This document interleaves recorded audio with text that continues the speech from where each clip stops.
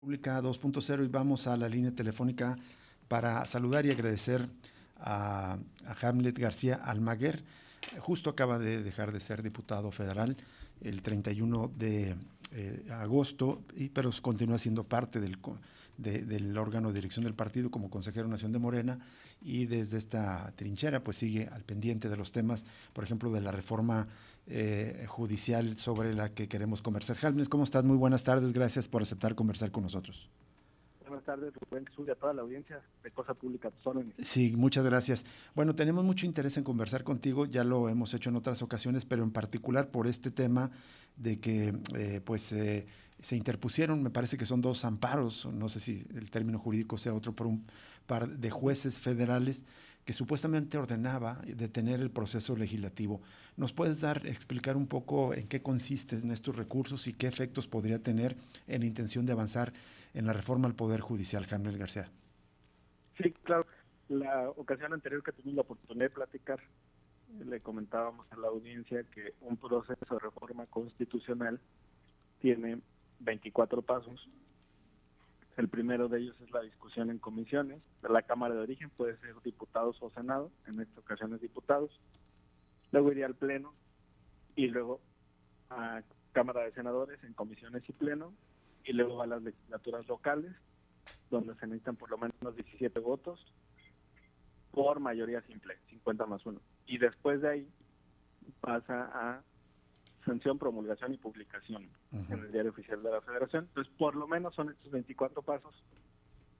Las resoluciones que emiten los juzgados de distrito, una obliga a que no se discuta en el Pleno de la Cámara de Diputados el dictamen que se aprobó en comisiones, y la otra obliga a que una vez que sea discutida en Cámara de Diputados y en Senado, no se discuta por las legislaturas locales. Así es. Esos son los sentidos de las resoluciones que se emitieron este sábado, otro sabadazo. Otros avances. Hamlet, solamente un detalle. Estrictamente, ¿de qué se trata? A veces citan como suspensión o amparos. Jurídicamente, ¿cuál es el término correcto? Y también preguntarte, sabemos que estas las decretaron jueces federales, pero ¿quiénes las promovieron? Sí, son suspensiones de plano, suspensiones de oficio. De hecho, pues hay un catálogo en la Constitución de los actos que pueden ser objeto de suspensión de oficio. Y ahí, por ejemplo, pues viene evidentemente los tratos crueles, inhumanos y degradantes, la incomunicación, el destierro, los azotes, todo este tipo de conductas, pues que ya no son válidas en nuestro sistema. Y de ahí se toma la jueza de distrito del estado de Morelos y dice, para mí eso también es muy grave, entonces yo suspendo. La cuestión aquí es que desde Iturbide, desde el emperador Iturbide, no había alguien que previniera al Congreso de discutir. Y bueno, de eso ya tienen 200 años. ¿De verdad Y es un poco el después, último antecedente fue con Iturbide? ¿No había otro en décadas anteriores, bueno, años anteriores? sí. Primero con Iturbide y Ah, luego tuvimos en 1836, cuando los conservadores dominaban el país, las 7 leyes constitucionales. Y ahí se estableció el Supremo Poder Conservador.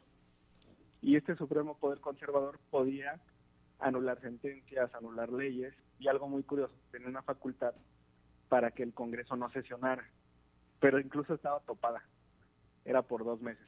Pues esta suspensión que emitieron los jueces es indefinida, simplemente dice, no puedes discutir hasta en tanto yo resuelva. ajá. Por supuesto que esto es un atentado a la deliberación democrática, que es un principio que la propia Corte ha establecido, y también a la vocación federalista y al artículo 135 de la Constitución, que establece cuáles son los órganos que pueden discutir una reforma constitucional: Cámara, Senado y las legislaturas locales. Además, es una violación directa al artículo 61, fracción primera de la Ley de Amparo, que establece que el amparo es improcedente en contra de reformas constitucionales. Y desde mi perspectiva, eso incluye al proceso de la reforma constitucional, porque si no, pues nunca nacería. Así es. Además, existe un evidente conflicto de interés, porque quienes solicitan esta suspensión son jueces, quien la resuelva también es una jueza federal, y la decisión que toman evidentemente le beneficia, porque entonces no avanzaría la reforma. Entonces aquí hay un conflicto de interés evidente porque pertenece a ese gremio y porque además la resolución que está emitiendo la jueza de distrito de Morelos y el juez de distrito de Chiapas les beneficia a ellos mismos. ¿Y quién resolvería esa controversia entonces? ¿La Corte o también es juez y parte, evidentemente? Bueno, aquí entramos a un punto interesante, Uh-huh. porque por el diseño constitucional de nuestro país, el poder constituyente es superior a los poderes constituidos. Los constituidos son ejecutivo, legislativo y judicial. Pero el constituyente, que es el reformador de la Constitución, está sobre ellos. Y el único candado que establece la propia Carta Magna es el de los 2/3. Ese es el control que existe. Entonces, cuando un juez, es decir, un poder constituido, desafía al poder constituyente, pues está violentando directamente la Constitución. Y la decisión que tomó la mayoría en la Cámara, es decir, los integrantes de Morena, PT y Verde, pues es rechazar esta resolución de los jueces de distrito, en el sentido de no acatarla, precisamente por violar la Constitución de manera directa. Y otro grupo de legisladores decidió pues presentar una demanda de juicio político, y ya el coordinador Monreal pues ha hablado de otro tipo de consecuencias que podrían ser de materia penal o administrativa. Uh-huh. ¿Qué tal, Hamlet? Te saluda Jesús Hola. Estrada. Aunque los tiempos están encima, digamos, porque mientras todo eso está en marcha hoy, el plan es prácticamente ya, esta semana, el miércoles, aparentemente, aprobar lo que es la reforma judicial allá en el Pleno. ¿Es posible esto, digamos, que todos estos mecanismos que acabas de informar se presenten a tiempo, o podría llegar el Congreso a entrar en alguna situación de desacato y con esto acarrear consecuencias? Muy bien. Pues estuve hace rato en la reunión plenaria de la bancada de esta legislatura y pues mañana, en efecto, está citado la Cámara de Diputados para aprobar únicamente en lo general. Uh-huh. Hemos sido muy respetuosos de los procesos. En comisiones, por ejemplo, se permitió que la oposición desahogara todas sus reservas, 36 oradoras y oradores participaron en lo general, y luego más de 330 reservas fueron presentadas y discutidas en lo individual. Todo eso se desahogó. Y yo celebro que ahora en el proceso, en el Pleno, se haya tomado la decisión primero de hacer una declaratoria de publicidad. La declaratoria, digamos, es cuando se canta el dictamen, cuando se le informa a la Asamblea que existe el dictamen. En teoría, nadie sabe lo que está ocurriendo, nadie sabe que existe un dictamen de la Comisión de Puntos. Eso es desde un punto de vista teórico o dogmático. Por eso se tiene que cantar el dictamen en el Pleno e informarle a las y los legisladores que a partir de ese momento el dictamen está publicado en la Gaceta Parlamentaria y que está disponible en sus tabletas, que están en las curules. Que eso ya es hoy, ¿no? Eso ya ocurrió ayer, en la tarde. Y la Corte ha establecido que deben de existir por lo menos 24 horas de diferencia entre la publicidad del dictamen, cuando se da la noticia de su existencia, y cuando se inicia su discusión. En este caso, en realidad se les dieron 2 días a las y los legisladores para que puedan estudiar el dictamen. La discusión entonces mañana será en lo general. Y también nuestras reglas establecen que hasta el último minuto de la discusión en lo general, hasta cuando pase el último orador, se hace el corte de la presentación de las reservas que se van a discutir en lo particular. Por lo tanto, pues la oposición tuvo ayer, tiene hoy y tendrá mañana, hasta antes de que pase el último orador, para presentarle a la mesa sus propuestas de modificación, que son las reservas. Uh-huh. Esas ya se van a discutir, no mañana, sino pasado mañana. Entonces, el proceso ha sido muy pulcro, pero va a seguir adelante. Ahora, Hamlet, estamos hablando en este dictamen solamente reforma el Poder Judicial, ¿no? Sí. Y están pendientes los demás. Ahora, un poco regresándome a esta suspensión interpuesta por estos jueces, ¿ellos podrían decir que hay un desacato de parte de los legisladores y que venga algún otro tipo de posible sanción o controversia? Una disculpa porque no le contesté eso a Jesús. Sí, bueno, ahí hay una disposición también en el Código Penal sobre el desacato de las suspensiones. La oposición está haciendo alusión a ello y claro que los jueces podrían insistir. Podrían establecer en primera instancia, es lo habitual, un llamado de atención o una multa, que de hecho uno de los amparos sí incluye una prevención de multa. No me acuerdo ahorita de cuántas sumas son. Y esto también lo hemos vivido en otros órganos, en el Senado, en la permanente y demás, en estos 3 años. Entonces, Sí, podría iniciar con esas multas, podría intentar iniciar un proceso de desacato, pero la respuesta es muy sencilla. El Congreso está cumpliendo con su obligación constitucional de legislar, de discutir, de deliberar, de debatir, porque pues para eso fueron electas y electos las y los legisladores. Bien. ¿Cuándo podría, crees tú, digamos, siguiendo con, digamos, los hábitos de trabajo del Congreso, cuándo podría votarse ya en general y en lo particular? En lo general mañana y en lo particular pasado mañana, y turnarlo de inmediato al Senado. Tendrían que instalar la Comisión de Puntos Constitucionales o Gobernación, como determinen ellos denominarle en esta legislatura. El nombre de las comisiones va cambiando.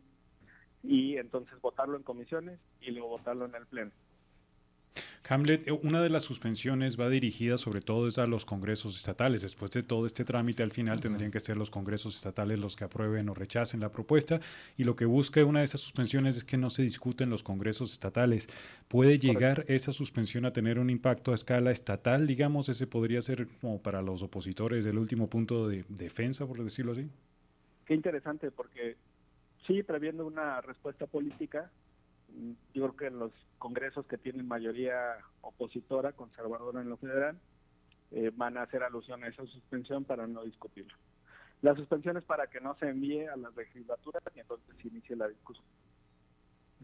Eso es. Entonces, claro que Entonces, Morena pues tiene mayoría en 25 entidades federativas. que es más del dos tercios. Y Y ya por tanto, tuvimos una discusión en el país sobre si se tiene que esperar a que discutan las 32 entidades o si bastan 17 votos a favor, y ya la Corte ya determinó que bastan 17 votos a favor. ahora, Hamlet, en el Senado, ¿cuánto tiempo podría llevar la discusión y aprobación? Bueno, depende de cuándo se instale la comisión de puntos, pero yo calculo que va a ser una semana igual, entre declaratoria de publicidad, ahí ya el dictamen llega con el nombre técnico de minuta, cuando viene Entonces, un documento de la otra legisladora, de la les, otra Cámara. les Y falta... luego ya se hace la declaratoria, se vota en comisiones y otra vez en pleno. Yo creo que podría ser la siguiente semana. Les falta un senador para tener 2 tercios en la Cámara de Senadores, ¿no? A la coalición de Morena, Partido Verde y Partido del Trabajo. ¿Crees que lo obtendrán? Bueno, comentar que el número para la mayoría calificada se computa a partir de los legisladores presentes, sí, no de la integración del Congreso. Entonces, el cálculo dependerá de cuántas personas senadoras acudan a la sesión. Entonces, más que a sumar otro voto, esperan que no vayan algunos legisladores de oposición para que obtengan la mayoría calificada. Hay varias posibilidades, pero una de ellas, en efecto, es si se reduce el número de asistentes, los senadores que están en la coalición son suficientes para avanzar. La otra es que haya senadores que decidan también apoyar esta minuta que llegará de la Cámara de Diputados. Finalmente, Hamlet, entonces tú, digamos, anticipas que en la siguiente semana ya habrá reforma al Poder Judicial en esta nueva legislatura.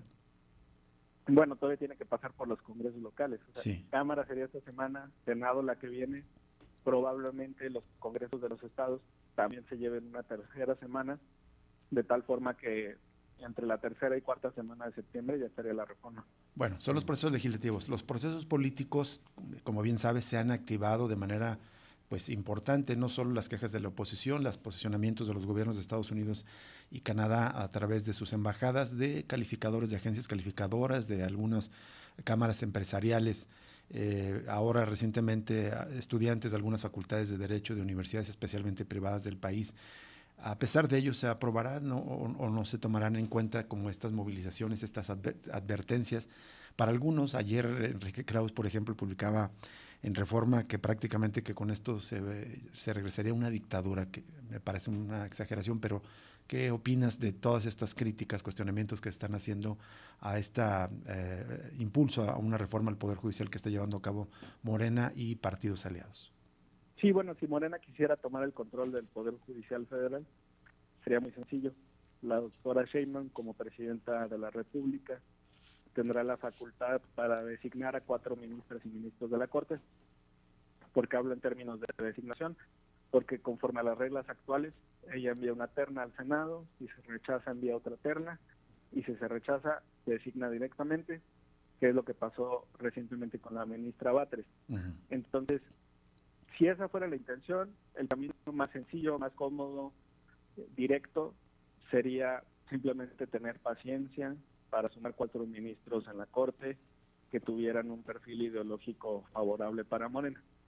Pero no es eso lo que se busca, es una reforma profunda.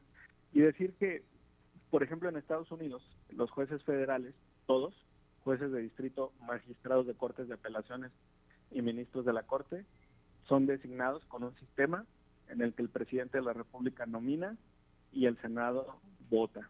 De hecho, Obama no tuvo esa facilidad en el Senado, dejó vacantes cientos de espacios en las Cortes, llega Trump y ya designó más de 230 jueces, magistrados y ministros en su pasado término. Y si vuelve a ganar la elección, pues seguramente va a designar otros juzgadores. Entonces, el sistema de allá es similar al de México, solo que aquí solo es para la Corte y allá es para todos los jueces, magistrados y ministros. Se podría intentar una reforma igual, y ese sería un camino también para tomar el control, pero no es la voluntad. Lo que buscamos es democratizar el Poder Judicial. Hamlet, una última pregunta de mi parte es sobre coyuntura de hoy, justamente porque hoy los trabajadores de la Suprema Corte de Justicia de la Nación están votando si se suman al paro de labores del resto del Poder Judicial o no en contra de la reforma judicial. ¿Eso pudiese tener, digamos, algún impacto en términos jurídicos de lo que se está discutiendo o el resultado de esa votación, si se suman al paro, sería solamente política o si podría afectar, por ejemplo, estos diferentes caminos que tienen que llevar las suspensiones contra la reforma judicial? Qué interesante el tema del paro, porque hablando de estas suspensiones que dictaron los jueces de distrito, muy en paro, pero cuando se trata de un asunto que les interesa y les conviene, levantan el paro para dictar la suspensión e intentar imponer un paro a otro poder. Es decir, nosotros, Poder Judicial Federal, no trabajamos y ustedes, Congreso, tampoco, no discutan. Regreso al punto de la Corte. No fue una deliberación de las y los 11 ministros de la Corte, sino del Colegio de Secretarios de la Suprema Corte. Y ahí, bueno, pues hicieron su ejercicio de expresión de la voluntad.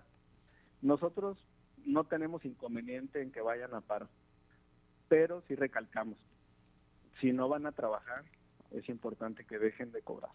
Y es algo que ya la doctora Sheinbaum ha manifestado en reiteradas ocasiones, porque los salarios del Poder Judicial Federal son exorbitantes y pues si no trabajan, pues de cota, ¿no? Así es.